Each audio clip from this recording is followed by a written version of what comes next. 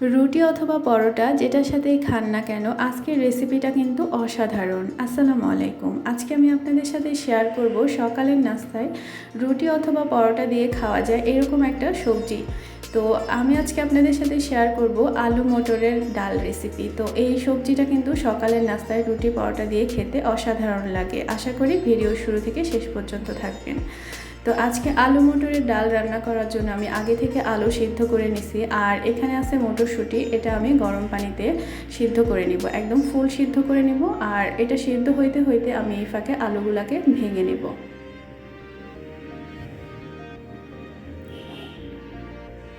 তো আমার মটরশুঁটিগুলো সিদ্ধ হয়ে গেছে, এখন আমি এটা ছেঁকে নেব।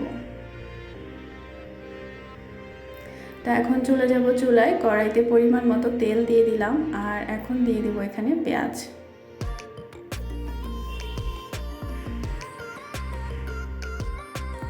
তো পেঁয়াজটা একটু নরম হয়ে গেলে এখন আমি এখানে দিয়ে দেবো আস্ত কিছু গরম মশলা। এখানে আছে তেজপাতা, দারচিনি, এলাচ।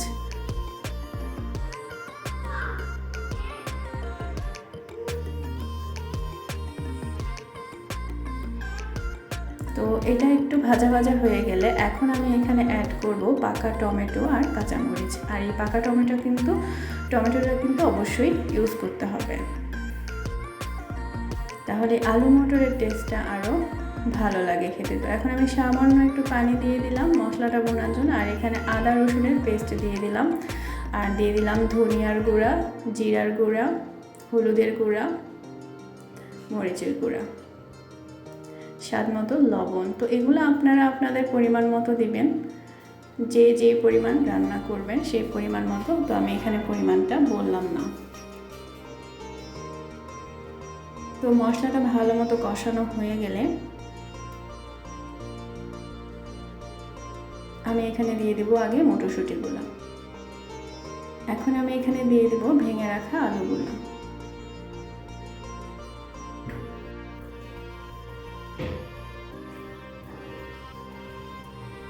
তো এখন এটাকে আমি ভালো মতো একটু কষাই নেব।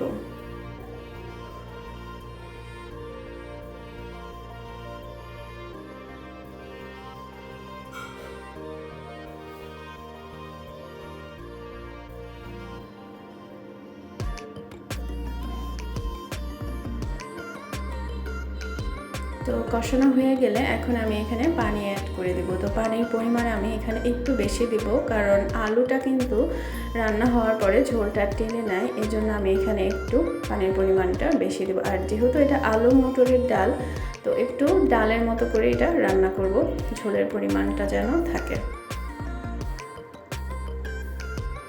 তো আমি আবার আরেকটু পানি অ্যাড করলাম।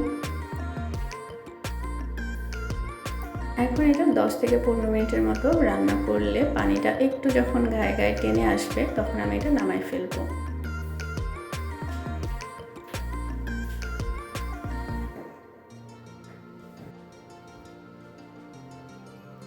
আর এখন আমি এখানে আরেকটু সামান্য পরিমাণ লবণ অ্যাড করলাম। তো লবণ আমার কাছে মনে হয়েছে একটু কম, তো আমি আবার একটু লবণ দিয়ে দিচ্ছি।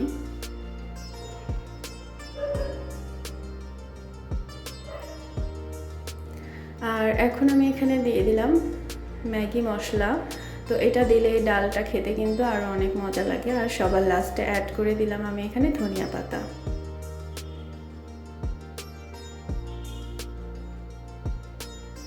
তো আমি একটু টেস্ট করে দেখব এটা টেস্ট ঠিক আছে কিনা। একদম পারফেক্ট। তো আমার রান্নাটা কিন্তু কমপ্লিট।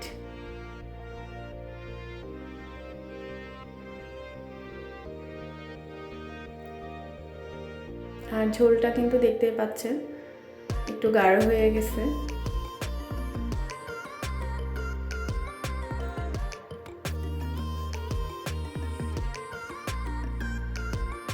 তো এখন আমি এটা একটা পাত্রে ঢেলে নেব।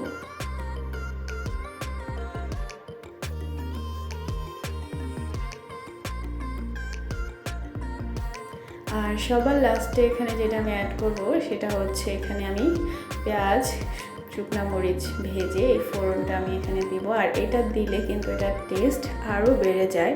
তো এটা দেওয়ার অবশ্যই চেষ্টা করবেন, এটা দিলে কিন্তু আরও বেশি ভালো লাগে এটা খেতে।